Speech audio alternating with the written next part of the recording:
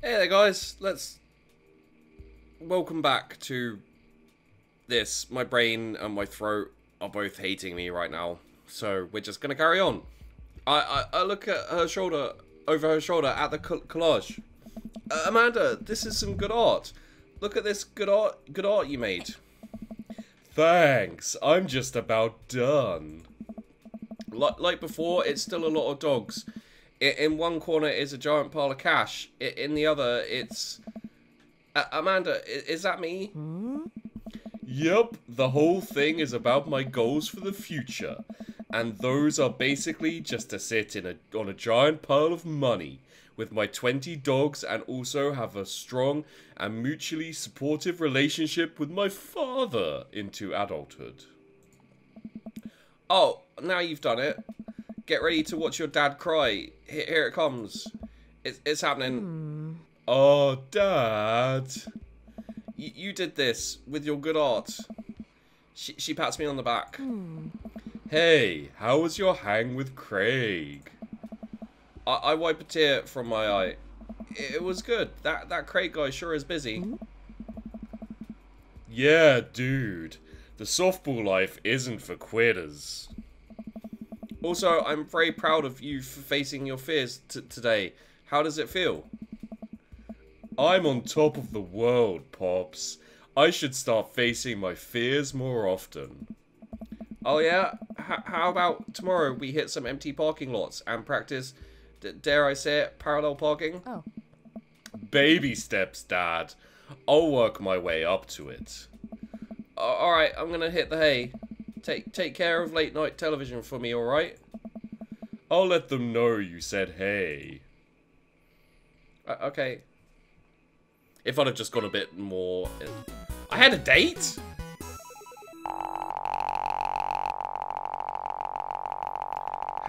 Handyman...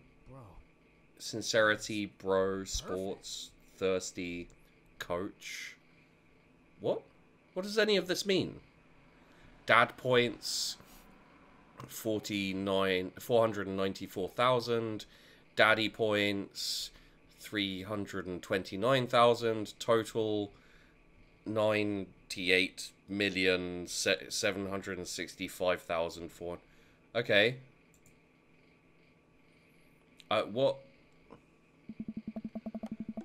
While I'm doing my afternoon word jumbles, I hear the mail truck pull through the cul-de-sac. I don't understand this game. I wonder if we got any coupons today. The nice mail person slides a couple of letters and a large yellow envelope through the slot. It takes a couple of tries for them to get it in. Hey, my coupons. I take a closer look at the large yellow envelope. Huh. I lightly knock on Amanda's door. She probably has headphones on. Amanda? She yells through the door. What? I have something for you. I'm kind of busy right now. Can you come back later? Okay, just thought you'd want this big old envelope we got from HIA. Immediately, Amanda pushes her door open. Horn Institute for the Arts? I mean, if you're busy, I can come back. Father, please. I hand her the envelope, which she tears open with her teeth. That's probably bad for your teeth. She doesn't seem to hear me and spits out a piece of the envelope. She pulls out a letter and unfolds it. And? The suspense is killing me. This is her dream school. Amanda's face is unreadable. I can't believe this. Oh, honey, it's okay if you didn't. I got in! Oh, I got in! Amanda tosses the letter aside and gives me a big hug. Congrats, sweetie. That's amazing. I'm so proud of you. She pulls away and looks at the letter again. Oh my god, I really can't believe I got in. Well, of course you got in. You're a great student. You nailed that interview, and your photography is incredible. Oh. Wait, Dad. I know this one's really expensive, and it's so far away. I think for a moment, HIA was one of the more expensive schools that Amanda applied to, but I know she's had her heart set on it for the longest time. It'll be tough, but we're gonna make it work. Really? Of course. Amanda hugs me again. Yeah. Thanks, Dad. Okay, sweetie, we're celebrating tonight. Dinner, your choice. Wherever you want. Yeah. Wherever?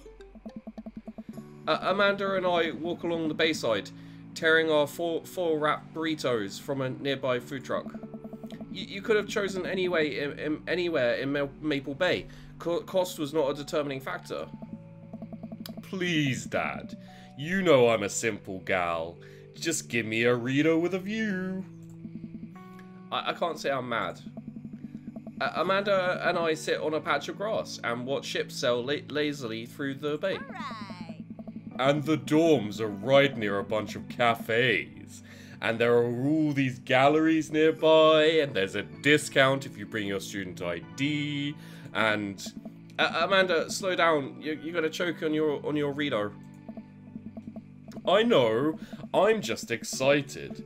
Did I mention that students get their own studio space once they're seniors? And pardon me. And we all get the professional photo editing software for free. It's nice to see Amanda so enthusiastic about HIA. I wish she wouldn't do it between bites of her burrito. I thought I taught her to chew with her mouth closed. I wonder who my roommate's gonna be. You take a survey online and they match you with someone with a similar major and interests.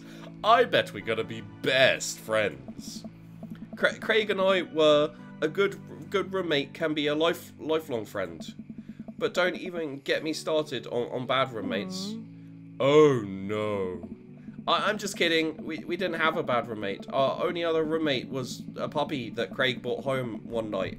We spent a semester fabricating a story about our new foreign exchange student who had a really bad cough that sounded exactly like a dog's bark. Carl ruled. Yes.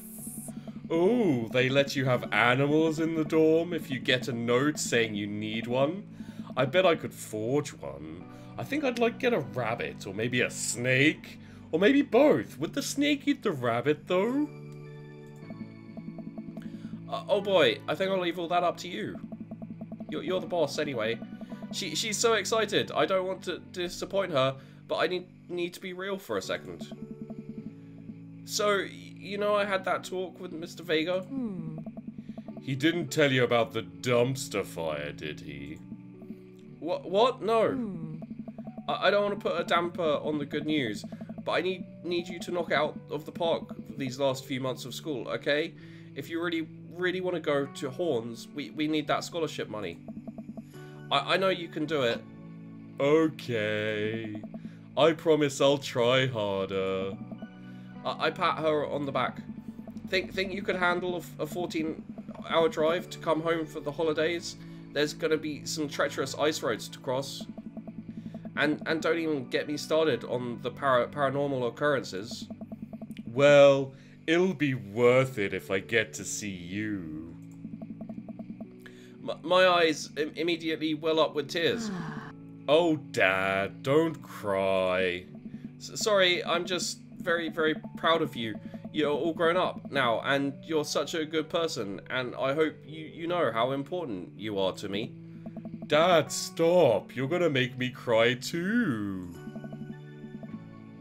It's too late, honey. It's happening. Dad, I can't get tears in my burrito.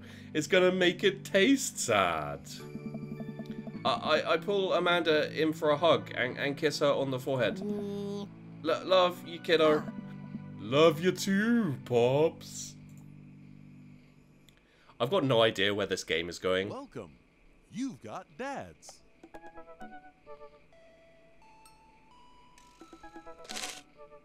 What? So I have to go on dates with these dads? I have to choose a dad to go on a date with just because...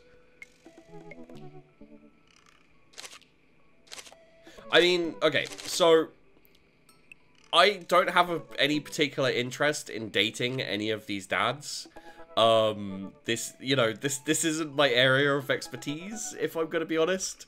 So I'm just playing this thinking as a dad.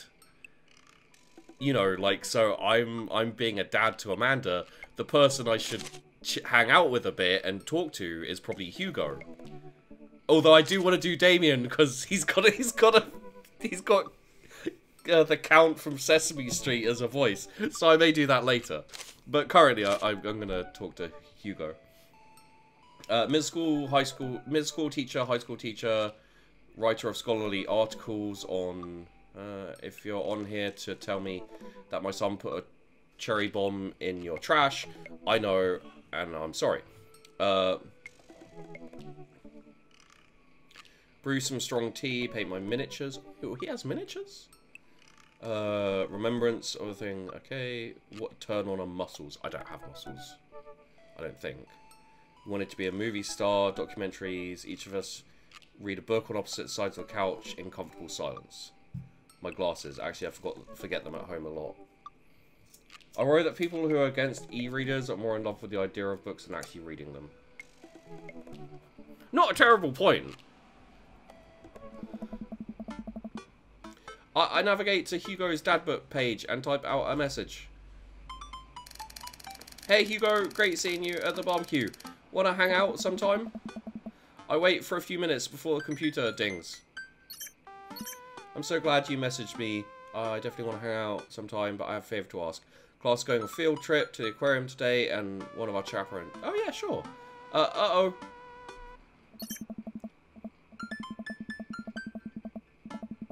I think about it for a moment. Man, what's he saying?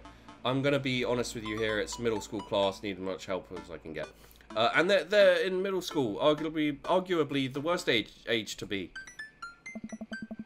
Amanda silently trudges into the kitchen and pours herself a bowl of cereal. Morning, Amanda.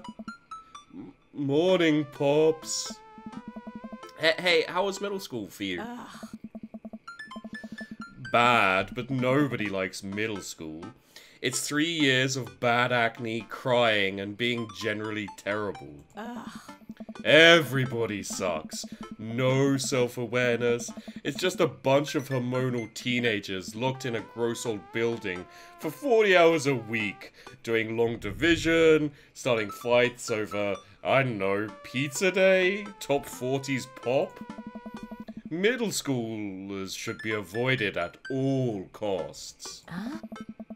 What was your middle school experience like? I didn't like it. I had my first crush in middle school, and I'm still bitter about it. Alexis Stuggs. You hurt me, and I'll never forget. What did she do to you? I stare off into middle distance, remembering the 24 hours that we dated, and the 3 times we held hands between class periods. Then I remembered the bitter betrayal. Her leaving me for Arnold Birmingham. Him making me eat dirt in front of her. I don't want to talk about it. See? Middle schoolers are reprehensible. Wait, why are you asking me about middle school? Oh, Mr. Vega requested my help to chaperone his middle school class to the aquarium. I just wanted to know what I was in for. You get to go to the aquarium? Are you kidding me? The last field trip I got to go on was to the clam chowder factory. They didn't even give us clam chowder. They gave us square pizza at a clam chowder factory, no less. No! Oh, is that why you won't eat clam chowder anymore? No, it's because Bobby Wellingham threw up into one of the vats of clam chowder, and I'm the only one who saw it happen. It haunts me. Right, let's leave that story firmly in the past. Anyway, you should just do it. Mr. Vega sounds like he could really use the help. Plus, you get to hang out with cool fish. Amanda, I get kind of weird about aquariums. The ocean makes me nervous. What? Are you worried that a whale is going to pop out of the touch tank and swallow you whole? Don't you put fear in my heart. Well, do they have penguins there? Yeah, they have penguins there. Then it's settled. Penguins outweigh fear of ocean. I sit back down at the computer and let Hugo know that I'm available. He tells me to meet him at the aquarium and gives me the address. I grab my keys and kiss Amanda on the forehead before I head out. I arrived at the aquarium to find that the school buses have beaten me there. Preteens huddle around their teachers in... my daughter's a preteen, although it may not seem like it the way I talk about her, but if you look at her, you can tell she's a preteen. Yelling at each other and goofing off. Every teacher looks like they're at their wits' end. Hugo jogs up to me, looking frazzled. I'm so glad you're here. Hugo. It's been a debacle all morning. We're short-handed, and most of the kids won't stop screaming. As I'm sure you know is the case with all middle schoolers. I lived through Amanda at 12. She is 12. I'm all too familiar. Great. Well, it's you and me chaperoning a group of 10 kids. They're over here. Hugo walks me over to a gaggle of preteens who are all sitting on the ground playing with their phones. They're not kicking each other like some of the other groups, so we're off to a good start. Can you guys put your phones away? I'm a giant. All of the kids look up for a moment to stare at Hugo. Then they go back to texting. At least they're quiet? Too quiet. These guys are up to something. I can feel it. There's no way. They're too busy thinking about not getting food stuck in their braces to pull any stunts. It's middle school after all. We'll see. The classes start. Did someone who drew this background picture? It looks like it. Yeah. Okay. The classes start filing into the aquarium, and Hugo hands out massive staple packets of paper to each kid. These are due at the end of the field trip. Yes, this will be for a grade. No, you can't borrow a pencil. The kids collectively groan and grab the sheets from Hugo. What's in the packet? Honestly, it's just busy work so that the teachers can have a moment's reprieve. I think one of the questions asks them to sit quietly for 10 minutes to think about the Great Barrier Reef. Teacher hacks, I like that. Wait, I thought you were an English teacher. What does the aquarium have to do with books? We just did a unit on the old man and the sea. Nothing quite like introducing kids to the futile perseverance of the human spirit by making them pet stingrays. Oh. It gives us time to check out some of the exhibits as well. Come on, they have a phenomenal selection of tropical fish. While the kids sit on the floor and pretend to do their assignments while they text, Hugo and I wander over to a large tank filled with brightly coloured fish. Hugo points to a brown and white fish with long spines. Hey. That right there is a lionfish. Did you know that their stomachs can expand up to 30 times in size? Whoa. Oh. Their spines are venomous too. Nature is hardcore. Oh. You think that's bad? Take a look at this one over here.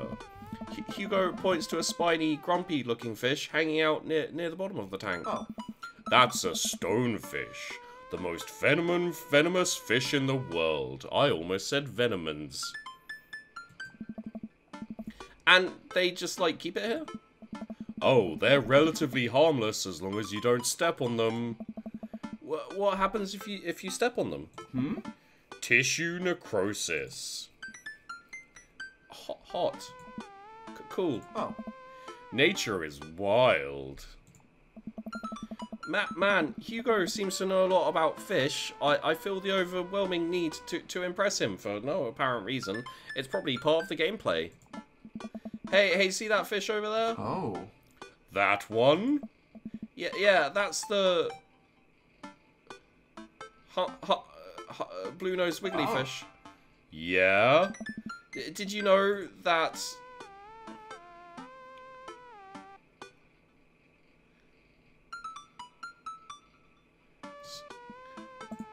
This is the only species of fish known to develop clinical depression? Oh.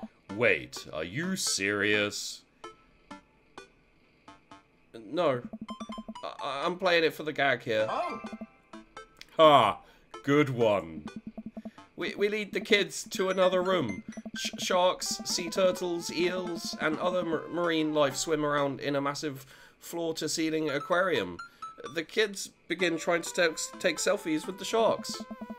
Hugo leaves my side to separate two kids who started fighting over a Capri Sun.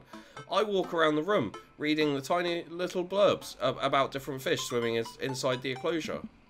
After a while, I look around, see Hugo again. He's gazing up at the aquarium in childlike wonder. The ripples in the water cast blue moving shadows across his face. For someone surrounded by angry hormonal preteens, he looks completely peaceful. He looks really cute in this light. I hope he doesn't notice me staring. Wow. Hey. I walk over to join him. Beautiful, isn't it? We can learn a great deal from Mother Ocean. A great many mysteries lie in the ocean. It truly is fascinating to be able to observe it in a setting such as this. What are those called? They're called like... They're not avocados. They're zucchini? No, zucchinis are green. It's the purple ones. That's a very astute point, Sheep. We stand together for a moment, admiring the wonders of marine life. We eventually make our room to the touch tank. Are they gonna touch hands? Like, you know, both reach in for the same manta ray and touch? Okay. We may eventually make our way to the touch tank room, which seems to be the only thing the kids are actually interested in. The tank is filled with a variety of horseshoe crabs, sea urchins, stingrays, and small fish. I stand around the edges of the tank and keep a wary distance from the sea life. Who knows what kind of nefarious plans those horseshoe crabs have for my well-moisturized hands. Hugo rolls up his sleeve and sticks his hand in the water. Don't you want to pet some rays, Sheep? I think I'm good. I don't really... I think I should just stay over here and admire them from a respectable distance. Come on, it'll be fun and informative. Don't make fun of me, but I'm scared to touch them. I get weird when there's no glass separating us. I don't know what any of those things are, but I get the feeling that they will probably bite me and my delicious hands if given the chance. Nothing in this tank can hurt you. The stingrays have had their barbs removed. The horseshoe crabs only eat little clams, and the anemones, those things are perfectly safe to touch. Against my better judgment, I approach the tank. Slowly dipping my hand into the cold water, I touch a stingray as it glides past me. See? Not so bad. It feels like fun, slimy leather. Things get a lot less scary when you learn more about them, right? 'Cause knowledge is power. Hooray! I dive my hand back into the touch tank with a renewed vigor for ocean life. I poke at some urchins and feel the hard carapace of a horseshoe crab.